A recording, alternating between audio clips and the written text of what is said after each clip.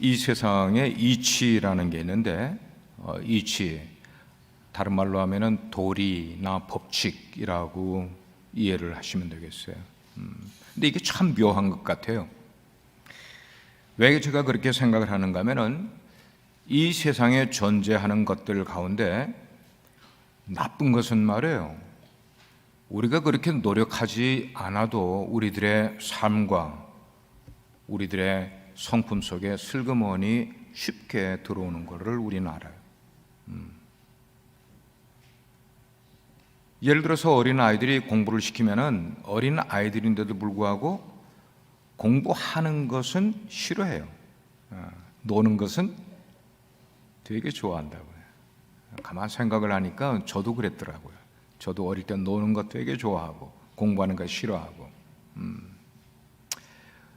우리가 예쁘게 가꾼 가든이 있을 때에 그 가든에 우리가 손을 대주지 않으면은 누가 와서 심지도 않았는데 잡초가 무성하게 나서, 예를 들어서 1년 동안만 가든을 정리하지 않고 그냥 놔두면은 그 가든은 1년 후에는 아주 몹쓸 잡초밭이 되어버린단 말이에요.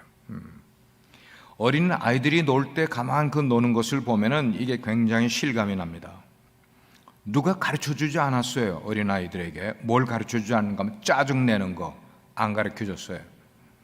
거짓말하고 과장하는 거, exaggerate 하는 거, 그리고 시기하고 화내는 거, 어른들이 가르쳐주지 않았는데도 아이들은 아주 신기하게 그런 일들을 잘해요. 그래서 인생을 살아가면서 궁금한 거예요. 이런 것들이 도대체 우리에게 어떻게 들어온 걸까? 우리들의 성품 가운데 어떻게 들어온 걸까? 그런 생각을 가지고 있었는데 성경을 읽다가 그걸 알게 됐어요. 예수님의 비유 가운데 가라지 비유라는 게 나오더란 말이에요. 가라지 비유. 그거를 깨달게 되니까 우리들의 마음 가운데 그게 어떻게 생기게 됐는지를 알게 됐단 말입니다. 종들이 와서 집주인에게 이렇게 물어요. 주인님,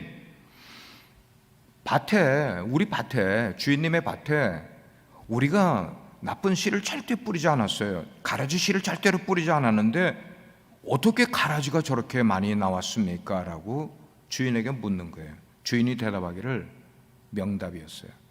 원수가 이렇게 했구나. 원수가 이렇게 했구나.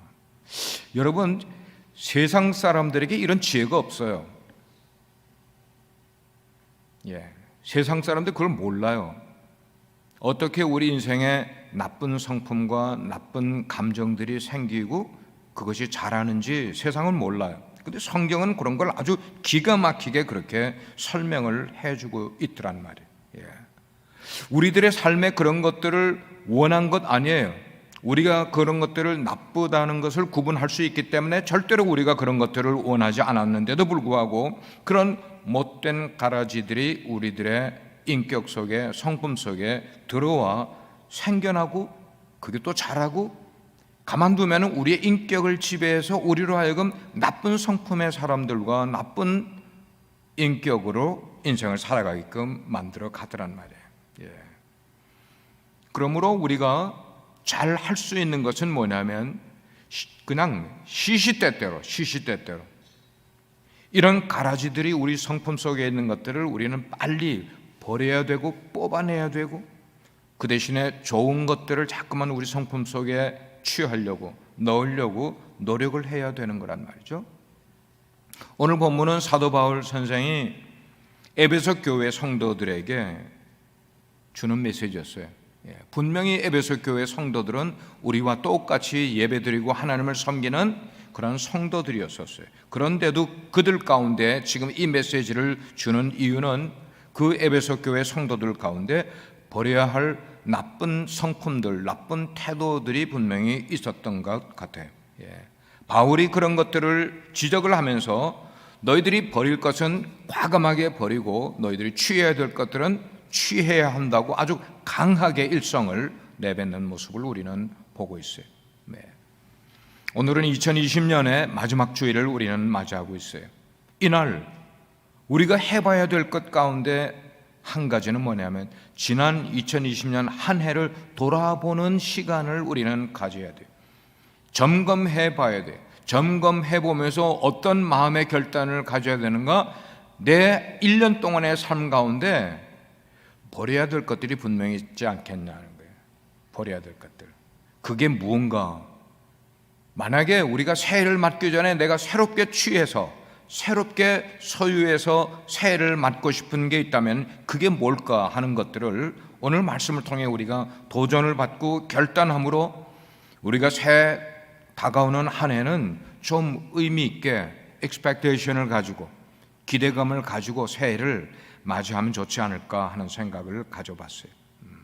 첫째 생각해 볼 것은 언어 생활에 관한 말씀을 사도 바울이 에베소 교회 성도들에게 했어요.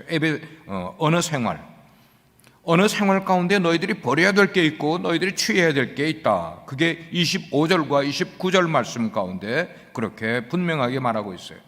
대표적으로 그가 꼽고 있는 것은 너희들의 삶 속에 거짓말을 버리라 하는 거예요. 거짓말 버리라. 그리고 더러운 말 버리라. 그 대신 참된 말을 하고 덕을 세우는 말을 하라. 언어 생활에 가는 것을 경고를 하고 있었단 말이에요.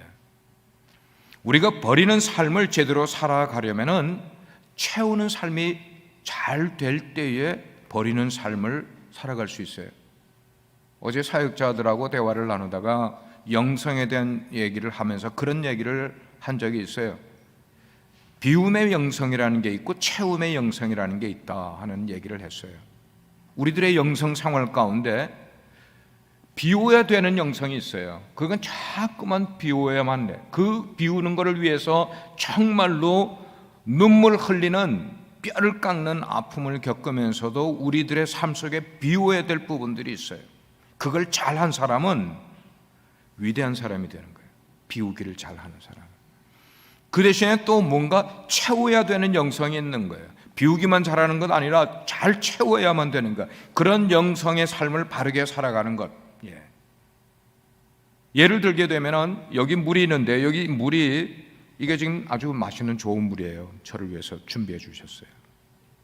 만약에 이게 더러운 물이 여기 들어있다. 그러면 이 더러운 물을 이렇게 쏟지 않고 더러운 물을 깨끗한 물로 바꾸는 방법은 여기다가 어떻게 해야 돼요? 깨끗한 물을 자꾸만 부어 넣어주면은, 그죠? 이게 오버플로우 돼가지고 이 더러운 물들이 다 나가고 깨끗한 물로 남게 되는 거예요. 깨끗한 거를 자꾸만 넣어주면은. 이치라는 것은요, 우리 삶의 법칙이라는 것은 굉장히 심플한 거예요. 근데 우리가 행하지 않기 때문에 이치를 깨닫지 못하고 살아가는 거예요. 이치를 깨닫는 사람은 무언가 고고한 삶을 살아가요. 이치를 깨닫고 살아가는 사람은 사람들에게 존경을 받게 되어 있어요. 왜냐하면 그 이치가, 그 도리가, 그 삶의 모습이 그의 삶에 배어 있기 때문에 그렇다는 것이죠. 근데 사람들이 생각을 하기를 어떤 생각을 하는가 하면은 다른 사람들을 위로하고 다른 사람들에게 유익하게 하기 위해서 내가 거짓말을 하는 것, 그것은 진실을 말해 주는 것 때문에 그 사람이 마음이 아파하거나 상처를 받는 것보다 그래도 거짓말해서 그 사람이 모르는 것이 더 낫다라고 세상 사람들은 그런 생각을 가지고 있어요. 거짓말에 대한 생각을 그렇게 가지고 있어요. 그렇지만 성경은 그런 거짓말도 해서는 안 된다고 단호하게 말씀을 하고 있단 말이에요. 그런 거짓말도 해서는 안 된다. 보통 우리가 거짓말하는 그 이유를 보게 되면은 다른 사람을 위로하거나 다른 사람에게 유익을 주기 위해서 거짓말하는 건 별로 없어요, 사실. 누가 유익하라고 거짓말하는 거죠? 내가 유익하려고요. 내 유익을 위해서 거짓말하는 경우가 훨씬 많다는 거예요. 하지만 설령 내 삶에 불이익을 당하는, 어쩌면 손해보는 경우가 온다 할지라도 하나님께서 거짓말하지 말라고 하면은, 거짓말하면은 된다 안 된다? 더 크게 된다 안 된다? 안 된다. 그 말씀인 거죠.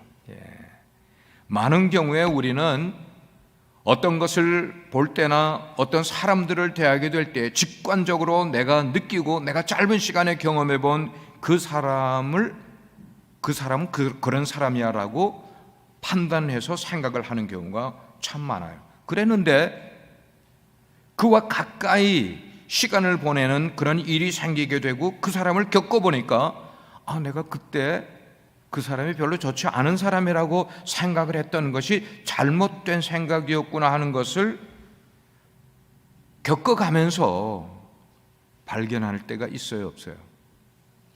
있어요, 없어요? 있단 말이에요. 있단 말이에요. 우리가 교회에 와서 주일날 예배를 드리고 나서 지금 식사를 못 하고 있지만 일반적일 때 우리가 식사를 나누면은 그 식사 시간이 한 30분 정도 내 옆에 계신 분들하고 교제를 하는 거예요. 교제를 해. 아니면은 목장 모임을 할 때 1시간, 2시간 목장 모임을 하면서 그 사람하고 교제를 하면서 그 사람의 언어, 태도나 눈빛이나 행동 이런 것들을 우리가 잠깐 본 바로 그거 가지고 우리가 그 사람을 다 아는 것처럼 많이 아는 것처럼 그렇게 생각을 하고 그렇게 말을 할 때가 부지기수인 게 우리들의 모습이라는 거예요. 그렇게 우리가 생각을 하고 그렇게 대한다면 10중 8구 그 사람에 대한 내 생각, 인상착의 그것은 사실이 아닌 잘못된 경우가 더 많다는 것을 우리는 알아야 돼요. 그 말은 우리가 실수하지 않을 확률보다 훨씬 높은 삶의 태도를 가지고 살아가고 있다는 거예요.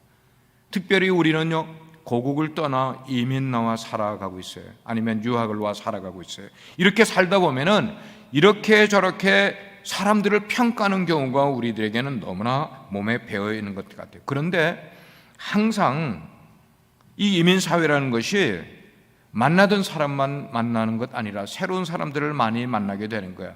새로운 사람을 많이 만난다는 것은 그 사람을 깊이 교제하고 알고 지내지 않는 그런 사람들을 많이 만날 수 있는 사회가 이민사회라는 거예요. 그럴 때 그 사람을 깊이 알 수 있는 기회나 시간이 우리에게 별로 없어요.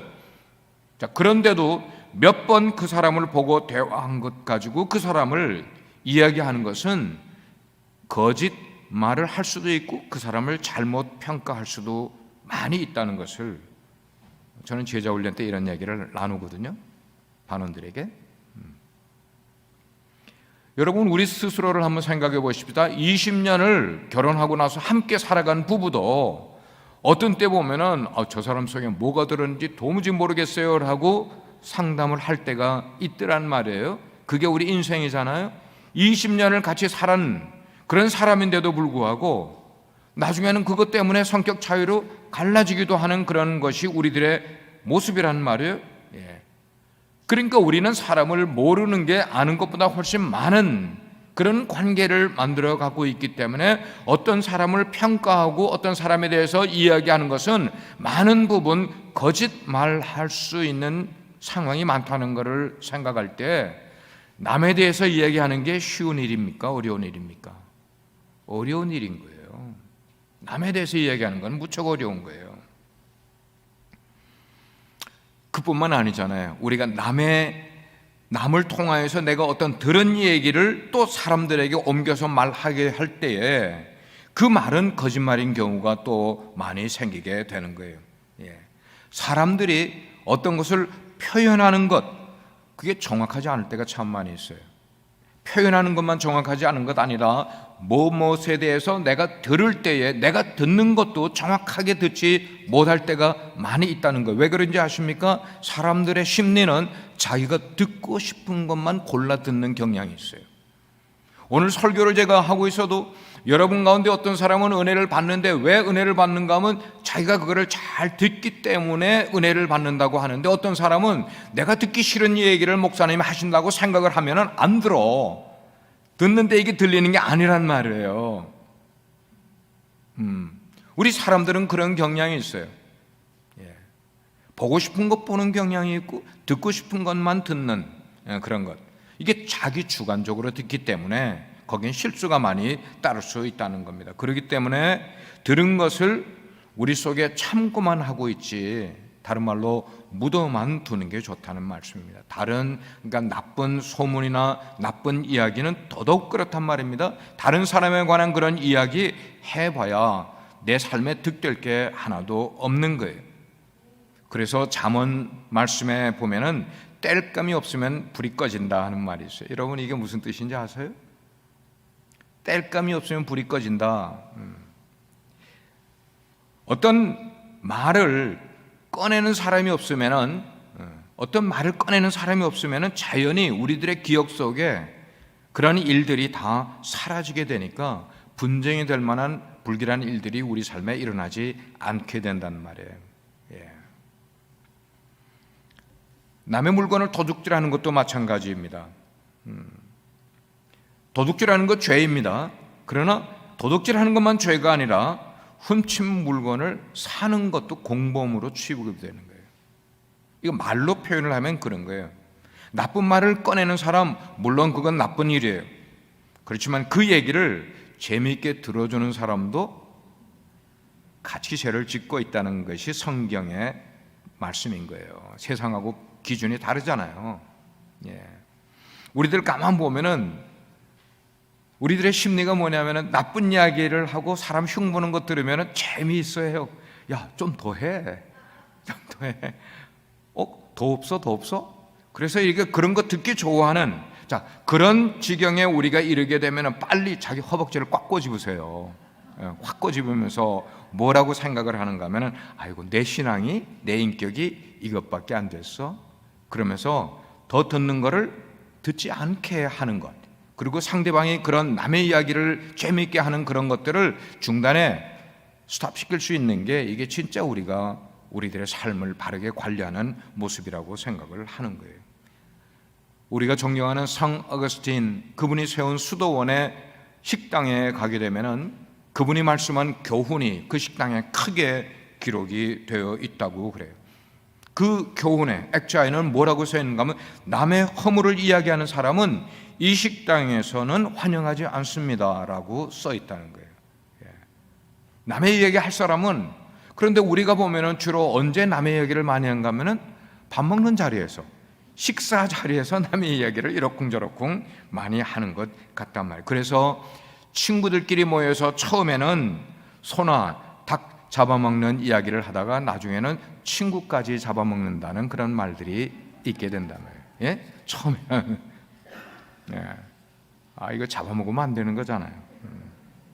그렇습니다. 오늘 성경이 우리에게 주는 것은 거짓말이나 더러운 말이나 남의 허물을 들추는 말, 이런 것들은 모두 버려야 한다는 거예요.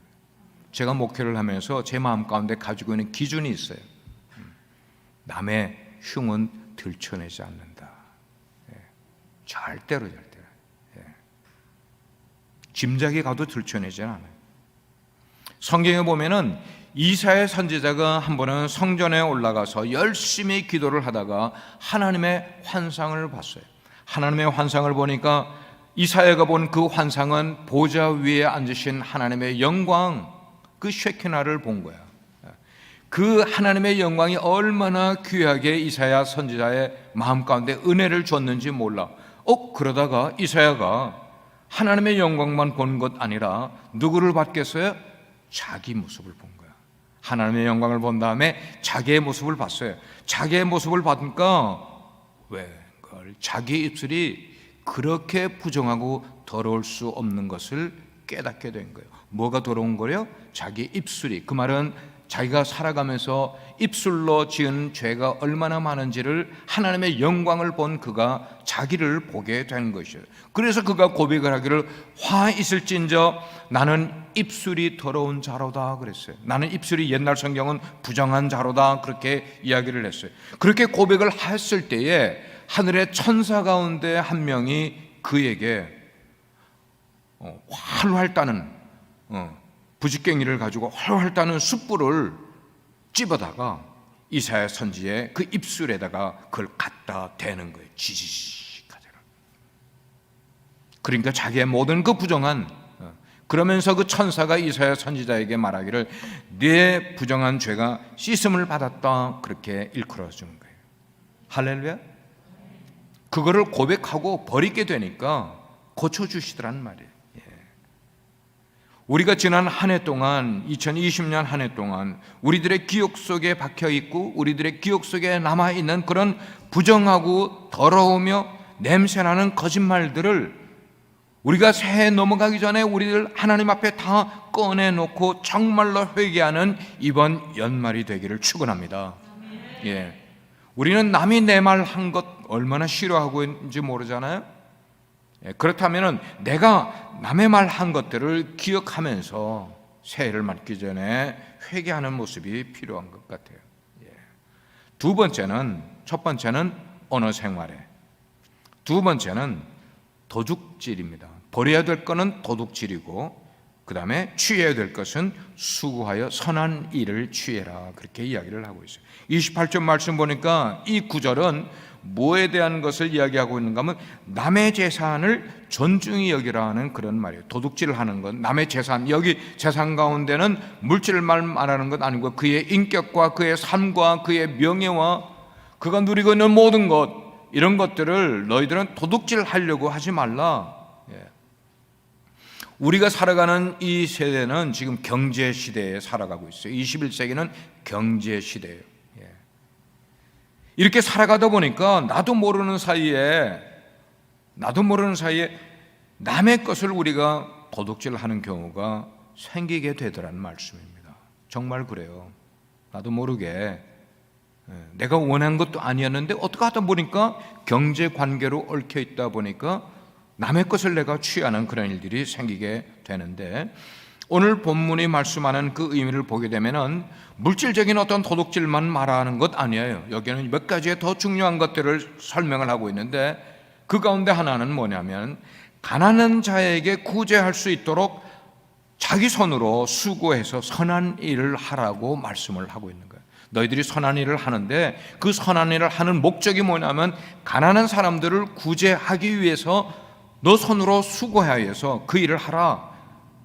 그것 때문에 우리가 몇 가지 생각해 볼 일이 있는데, 이 도둑질이라는 것을 좀 더 깊이 단계적으로 여러분께 한번 나눠보도록 하겠습니다. 이것은 우리가 스몰 비즈니스를 하더라도 부정하게 부도덕한 그런 상행위를 통해서 부당한 이익을 얻게 되면 그것도 도둑질이라고 지금 표현하고 있는 거예요. 우리가 어떤 사람을 부리는데, 고용인을 부리는데 그 고용인을 부린 그 사람에 대한 노동의 대가를, 임금을 제대로 주지 않는 것, 사회에서는 그걸 착취라고 이야기를 하죠. 그런 것도 성경에서는 결국 도둑질로 이야기를 하고 있고, 내가 남의 일을 맡아서 내가 월급을 받으면서 일을 하게 되는데 내가 월급 받는 만큼, 일삭을 받는 것만큼 그렇게 정직하게 일하지 않는 것, 그 말은 뭐예요? 눈속임하면서 일을 하는 것, 그것도 도둑질하는 거라고 이야기를 하고 있는 거죠.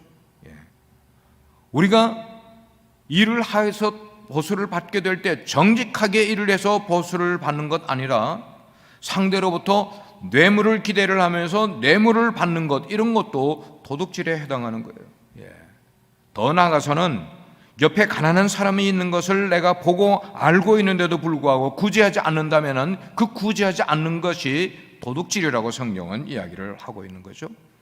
왜냐하면 하나님께서 우리에게 어떤 물질을 허락해 주시는 것은 꼭 많이 허락해 주신 것뿐만 아니고 적게 주셔도 그 적게 주신 것을 나만을 위해서 사용하라고 주신 것은 결코 아니에요. 여러분의 제가 설교 때 한두 번 설교를 했어요. 저는 저의 수입 가운데 10의 1조는 하나님께 드리고 10의 1조는 구제금으로 사용하고 있다고요. 왜냐하면 내가 수입하는 것 전체가 나를 위해서 쓴다면 그건 얼마나 이기적인 거예요? 아니죠. 하나님이 우리에게 물질을 주시는 것 가운데 어느 정도는, 내가 할 수 있는 어느 정도는 나의 이기심을 충족시키고 내가 그냥 편하고 내가 잘 살기 위해서 주는 것 아니라 좋은 일 하라고 주신 거예요. 봉사하기 위해서 주신 것이고 하나님의 일을 더 열심히 하라고 주신 것이기 때문이라는 거예요. 마지막으로 한 가지는 하나님의 것을 하나님 앞에 바르게 드리지 않는 것도 성경에서는 하나님에 대한 도둑질이라고 성경은 말씀을 하고 있어요. 그게 아주 클리어하게 나와 있는 게 어디예요? 말라기에 나와 있지 않습니까? 말라기에 이렇게 설명하고 있어요. 성경은 사람이 어찌 하나님의 것을 도둑질하겠느냐, 그러나 너희는 나의 것을 도둑질하고도 말하기를 우리가 어떻게 주의 것을 도둑질하였나이까 하도다. 이는 곧 11조와 봉헌물이라 그랬어요. 11조와 봉헌물이라, 그거를 너희가 도둑질하지 않았느냐, 그렇게 말씀을 하는 거예요. 영국의 유명한 설교자였던 스펄전 목사님, 영국의 대표적인 침례교 목사님이에요. 스펄전 목사님은 그렇게 그의 설교록에다가 기록을 했어요. 11조를 바치지 않고 내가 사용하는 것은 하나님의 것을 도둑질하는 것이요, 드려야 할 것을 드리지 않는 것도 도둑질하는 것이요, 주일을 지키지 않으면 그건 주일 도둑질하는 것이고, 예배 시간에 예배를 드리지 않는 것은 예배의 도둑질이요, 하나님께 드릴 영광을 자신이 가로채는 것은 하나님의 영광 도둑놈이라, 그렇게 이야기를 했어요. 제가 그래서 오늘은 이 도둑이라는 단어가 많이 들어가서 얼굴을 일부러 많이 펴면서 찡그리지 않고 펴면서 이야기를 해요. 시험 드는 분이 안 생기려고. 이렇게 우리가 가지고 있는 많은 도둑질, 알게 모르게 우리 속에 있는 이런 도둑질에 대해서 우리는 어떻게 해야 되겠어요? 회개하고 버리도록 노력을 해야 되지 않겠냐는 거예요. 그 대신 그 도둑질은 버리되 뭘 하라고 그랬어요? 선한 일을 취해야 된다 그랬어요. 네 손으로 선한 일을 많이 취하라, 하라.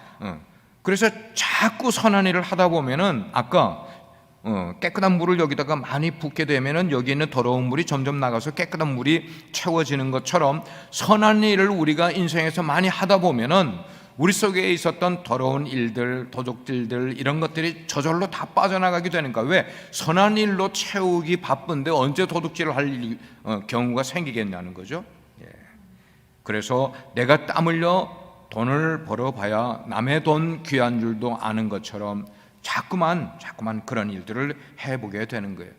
또한 내게 있는 것이 많고 넉넉해서가 아니라 그저 조금 있다 할지라도 그 조금 있는 것 가운데 일부를 가난한 사람들을 위해서 나눠주게 되면은 하나님이 그분을 채워주시는 거예요. 그래서 하나님의 은혜를 더 많이 경험하고 더 체험을 받는 사람은 이유가 있어요. 그 이유는 뭐냐면 그 삶 속에서 남에게 많이 나눠주는 사람은 하나님이 자꾸만 그걸 채워주는 거예요. 그러면 그 삶 속에 간증도 점점 더 많이 생기게 될 수밖에 없는 거예요. 그렇습니다. 하나님이 우리에게 채워주시면 이전에 없던 것까지 더 줄 것이 점점 많아지는 그런 풍요로운 삶. 그러면 더 사람들에게 하나님의 일을 나눠주면서 살아갈 수 있는 그런 신앙의 삶이 우리 가운데 생기게 되는 거죠. 세 번째, 우리가 버리고 우리가 가져야 되는 것은, 버릴 것은 우리 속에 있는 미움과 화, 분내는 거, 이런 거는 버리고 그 대신 인자와 용서를 취하라고 성경은 말씀을 하고 있어요. 26절과 27절에 그렇게 이야기를 하고 있더라고요. 너희가 분을 내어도, 분이란 건 화잖아요. 분을 내어도 죄를 짓지 말며 해가 지도록 분을 품지 말고 마귀에게 틈을 주지 말라. 마귀에게 틈을 준다는 건 우리가 어떤 때 틈을 준다는 거죠? 우리가 화를 낼 때 마귀는 기가 막히게 우리 속에 찾아 들어오게 되어 있단 말이에요. 우리가 미워할 때, 어떤 사람을 미워하면은 그럼 마귀가 나도 모르게 우리 속에 들어와 자꾸만 우리를 책동하기 시작을 하는 거예요. 우리가 분노라는 거는 막 이렇게 내뿜는 것과 같아요. 그건 막 활화산과 같은, 그래서 화산이 폭발하는 것처럼 분노는 폭발하는 그런 성격이 있어요. 이런 것은 어디서 나오는가 하면 미움에서 나오게 돼 있어요. 미움에서. 그러므로 미움을 버리고 우리가 사람들을 용서하게 되면은, 그리고 서로를 불쌍히 여기는 마음을 우리 가운데 갖게 되면은 우리 속에서 분노가 나올 이유가 없다는 거죠. 26절에 보니까 이렇게 말하고 있잖아요. 해가 지도록 분을 품지 말고. 여기에 해가 지도록은 sun이에요. sun. sun goes down. 그렇지만 이거를 우리가 표현할 때 이 금년 한 해에 해가 저물기 전에라고도 저는 이해할 수 있겠어요. 금년에 해가 저물기 전에, 금년이 다 지나가기 전에 이제 며칠 남았어요.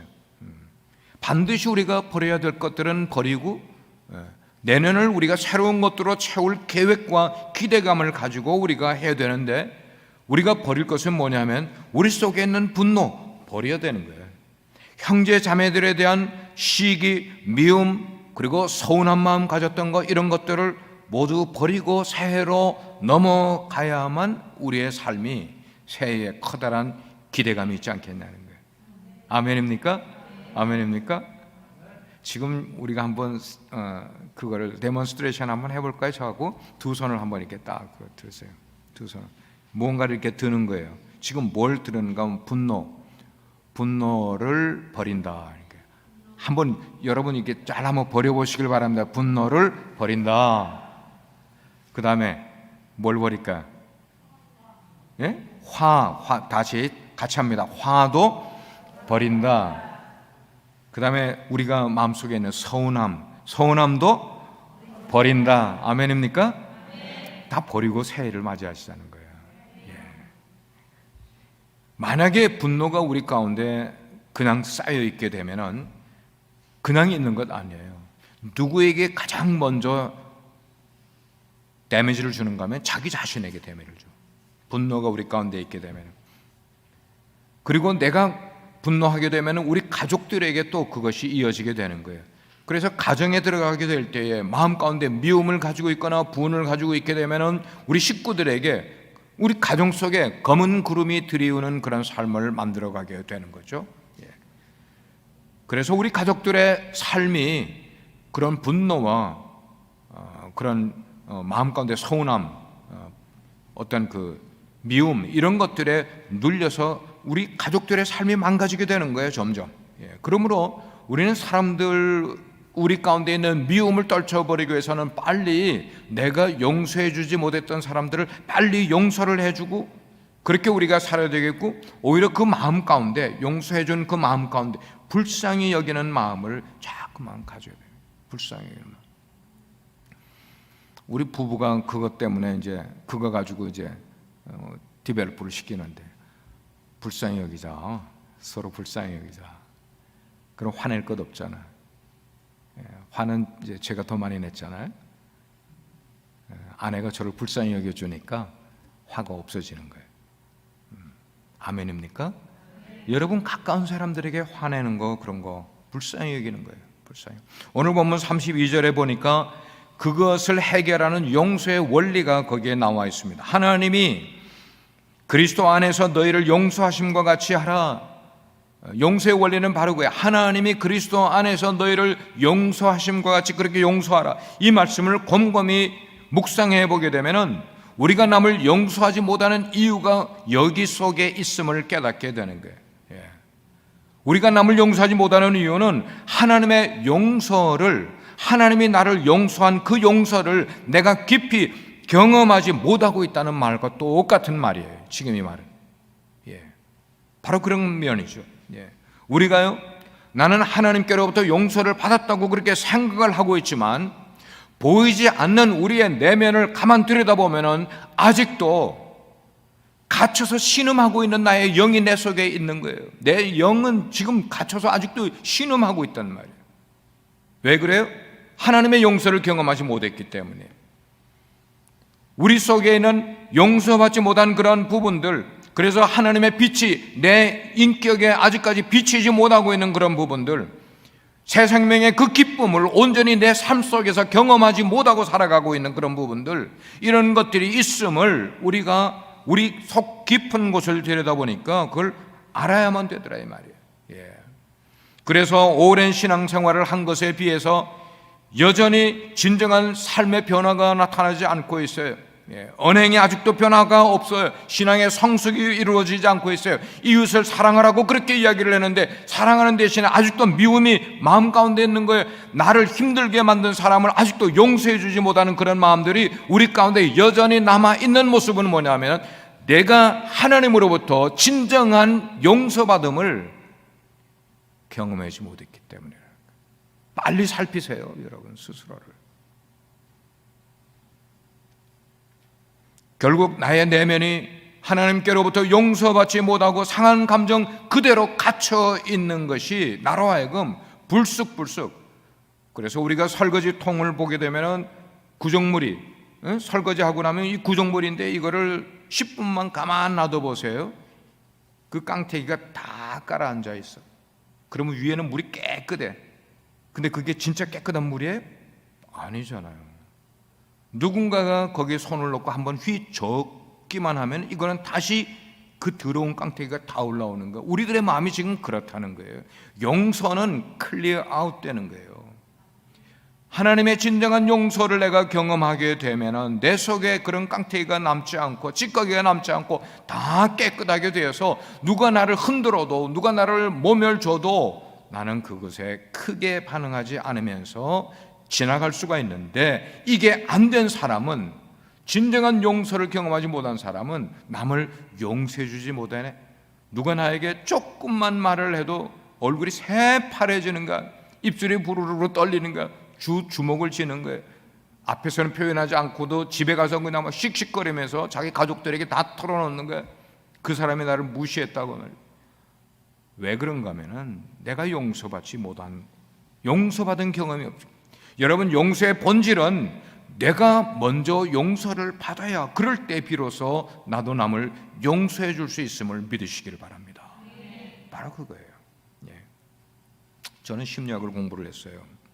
심리학에서 분노와 미움을 어떻게 표현하는가 하면, 분노와 믿음은 내가 굶주렸다는 것을 표현하는 게 그게 분노이고 그게 미움이에요. 쉽게 표현을 하면은, 내가 사랑을 받고 싶은데, 내가 어떤 관심을 받고 싶은데 그것으로 내가 지금 굶주려 있단 말이에요. 그런데 그것을 채우고 싶은데도 그것이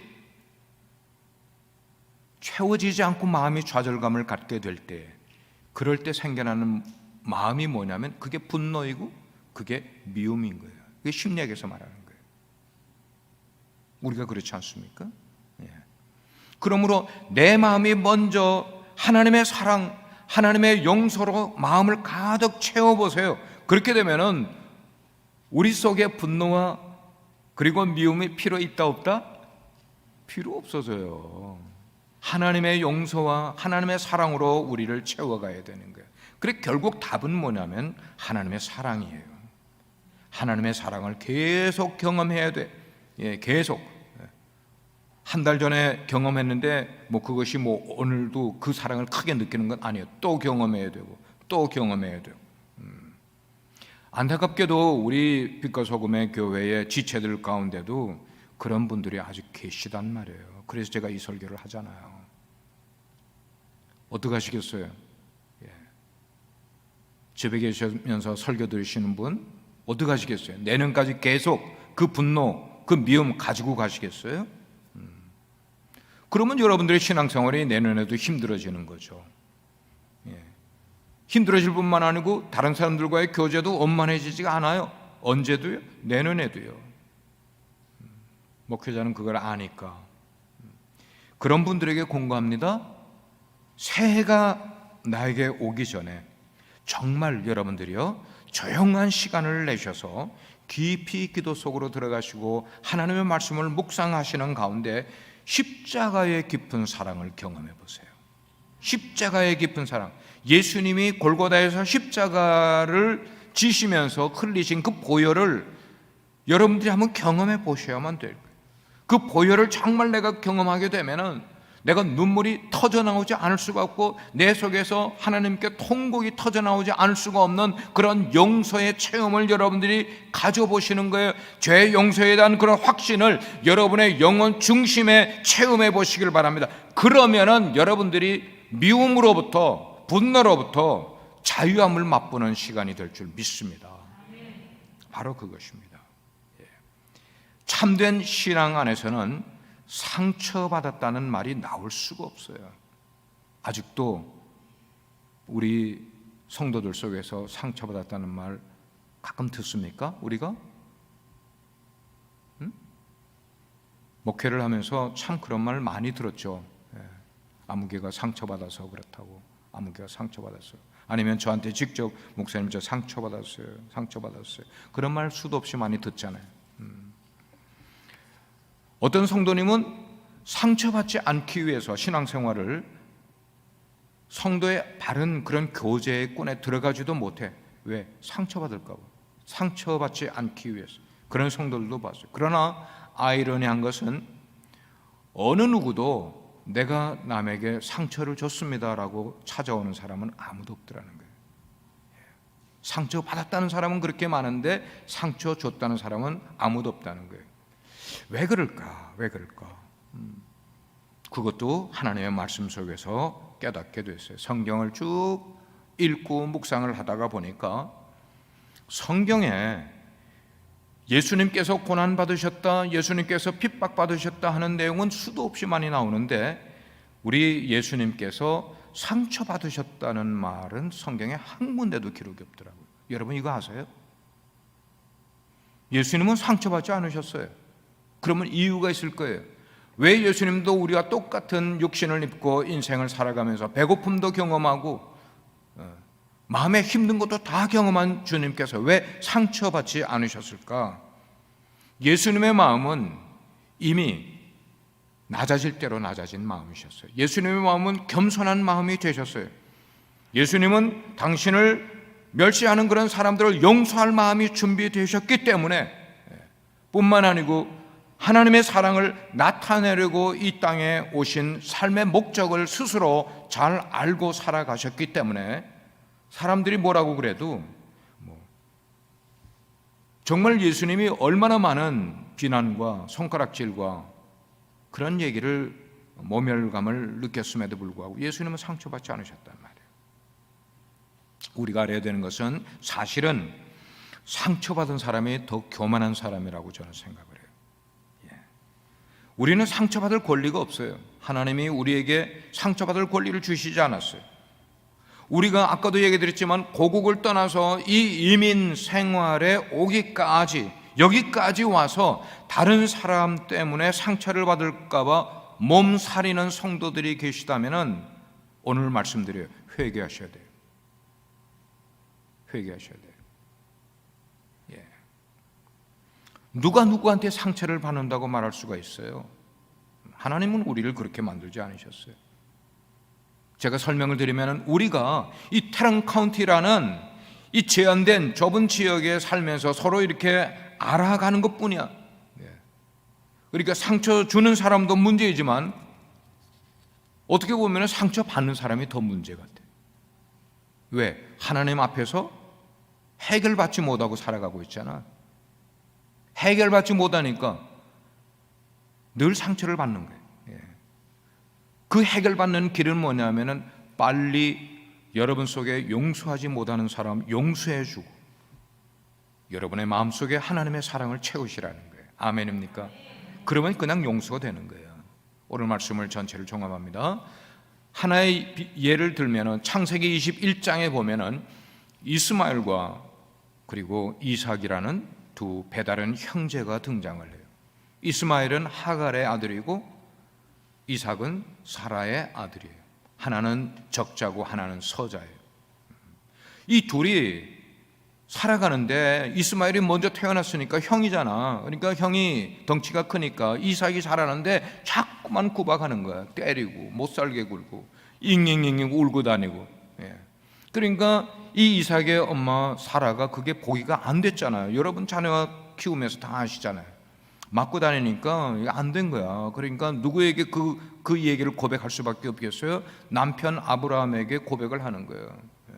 당신이 잘못해가지고 그렇게 씨를 만들어서 그 아들이 우리 아이를 이렇게 구박하고 이렇게 못되게 하는데 문제를 해결해 달라 말이에요. 아브라함이 그냥 고민인 거예요. 두 여인 사이에서. 그럴 때 하나님께서 천사를 통하여 아브라함을 찾아가셔서 말씀을 주세요. 무슨 말씀인지 아세요? 아브라함이, 천사가 아브라함을 찾아가서 약속의 자녀가 아닌 이스마엘은 과감하게 내쳐라.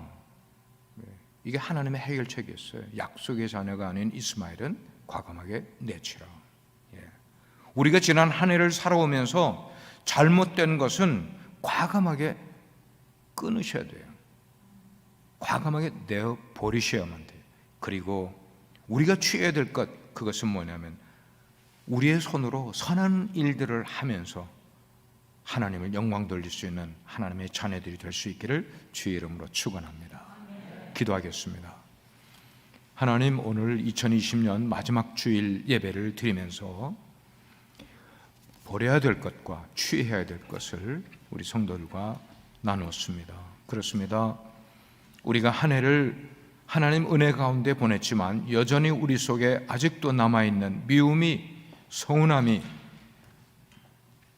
그리고 화나는 것들이 있다면 주님, 이것을 가지고 새해를 맞지 말고 이걸 과감하게 내던져버리고 끊어버리고 하나님이 기뻐하시는 선한 일을 우리가 취할 수 있는 믿음을 저희들에게 주십시오. 예수님의 이름으로 기도합니다. 아멘. 네, 다 일어나셔서 함께 찬양 드리면서 준비하신 예물 하나님께 올려드리겠습니다.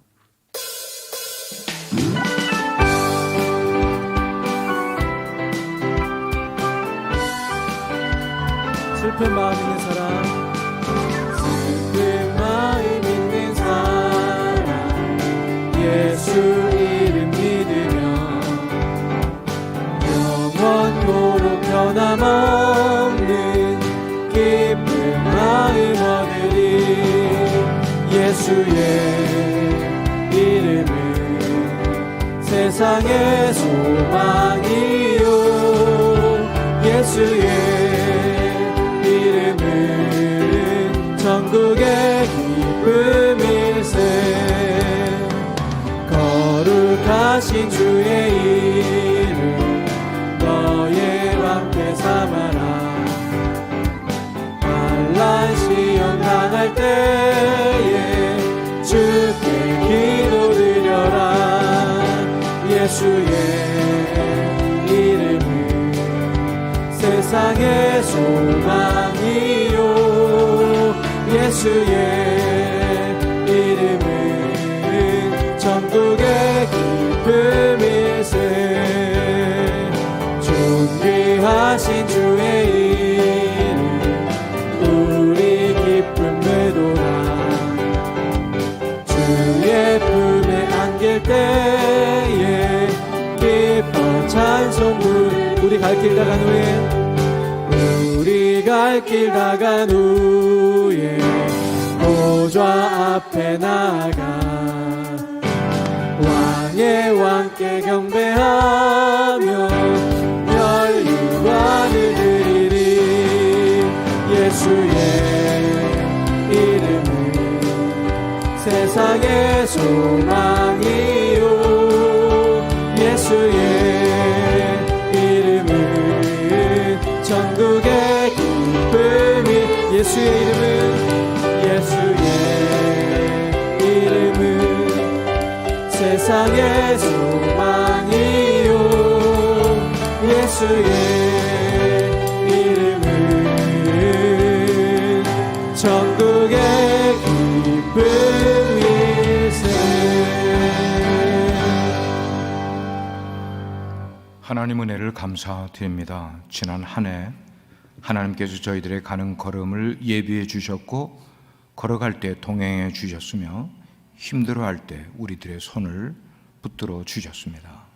우리 성도들의 모든 삶을 그렇게 감찰하시는 주님께서 베푸신 은혜를 오늘도 감사드리며 주님 앞에 우리들의 정성과 뜻을 다해서 예물을 올려드립니다. 아버지, 우리가 드린 예물을 기쁨으로 받아 주시옵시고 하나님께서 계획하신 그 귀한 일들, 특별히 생명을 구원하고 살리는 일에 아름답게 사용해 주옵소서.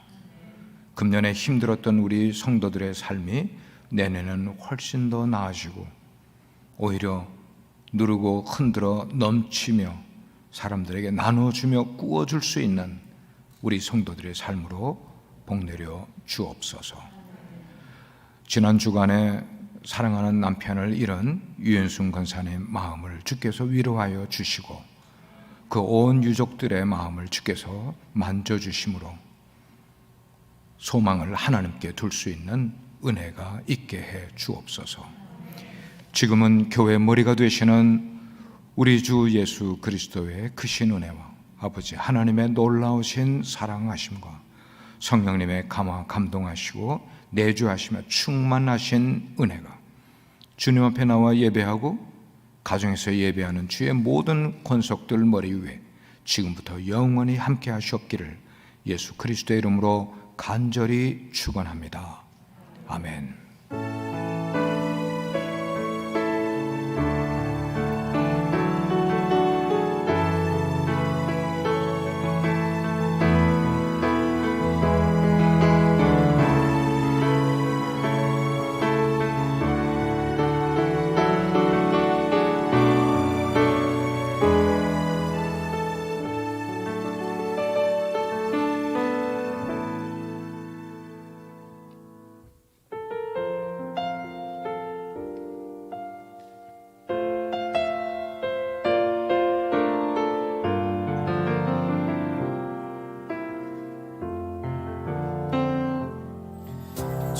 내가 주의 장막을 사모합니다.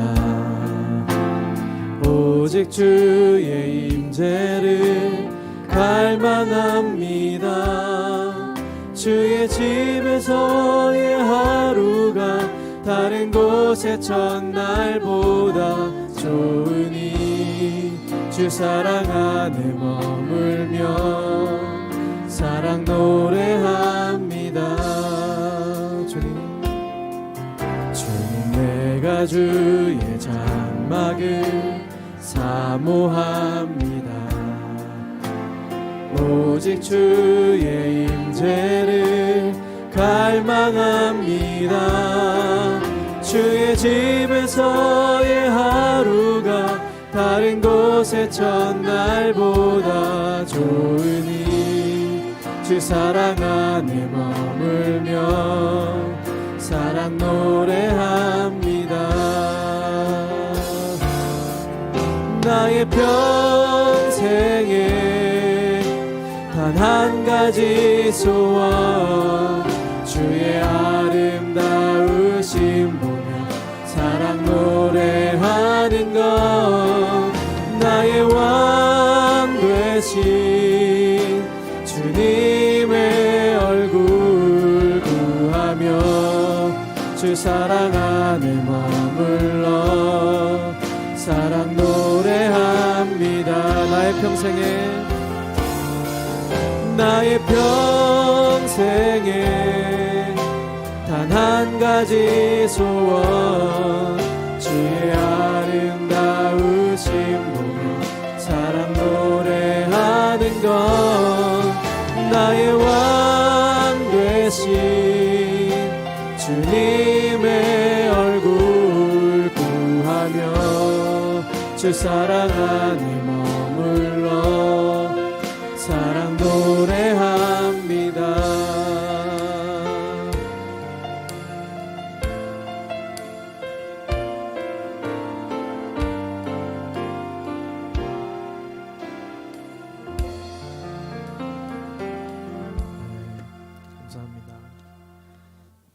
네,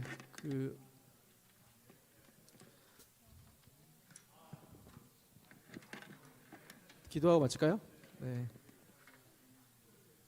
하나님 오늘도 함께 해주셔서 감사합니다.